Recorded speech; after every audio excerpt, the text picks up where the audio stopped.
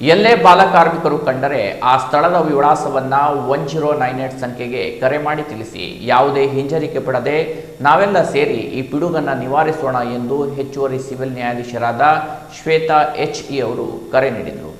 ಕುಮಟಾ ತಾಲೂಕು ಕಾನೂನು ಸೇವಾ ಸಮಿತಿ, ನ್ಯಾಯವಾದಿಗಳ ಸಂಘ, ಅಭಿಯೋಜನೆ ಇಲಾಖೆ, ಕಾರ್ಮಿಕ ಇಲಾಖೆ, ಶಿಕ್ಷಣ ಇಲಾಖೆ, ಪೊಲೀಸ್ ಇಲಾಖೆ ಹಾಗೂ ಮಹಿಳಾ ಶಿಶು ಅಭಿವೃದ್ಧಿ ಇಲಾಖೆ ಸಹಯೋಗದಲ್ಲಿ ಚಿತ್ರದುರ್ಗ ಮಹಾತ್ಮ ಗಾಂಧಿ ಪ್ರೌಢಶಾಲೆಯಲ್ಲಿ ಆಯೋಜಿಸಿದ್ದ ವಿಶ್ವ ಬಾಲಕಾರ್ಮಿಕರ ಪದ್ಧತಿ ವಿರೋಧಿ ದಿನಾಚರಣೆ ಕಾರ್ಯಕ್ರಮದಲ್ಲಿ ಅವರು ಮಾತನಾಡಿದರು. ಕಾರ್ಯಕ್ರಮದ ಅಧ್ಯಕ್ಷತೆಯನ್ನು ಕ್ಷೇತ್ರ ಶಿಕ್ಷಣಾಧಿಕಾರಿಗಳಾದ ಉದಯ್ ನಾಯ್ಕ್ ವಹಿಸಿದರು.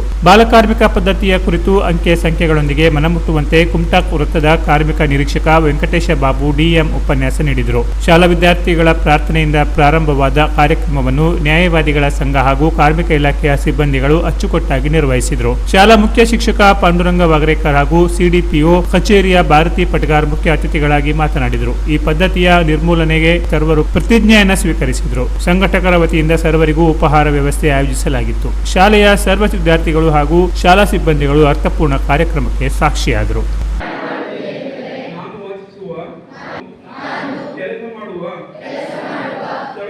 ಯಾವುದೇ ಬಾಲಕಾರ್ಮಿಕರು ತೊಡಗಿಸಿಕೊಂಡು ತಯಾರಿಸಲ್ಪಟ್ಟ ಯಾವುದೇ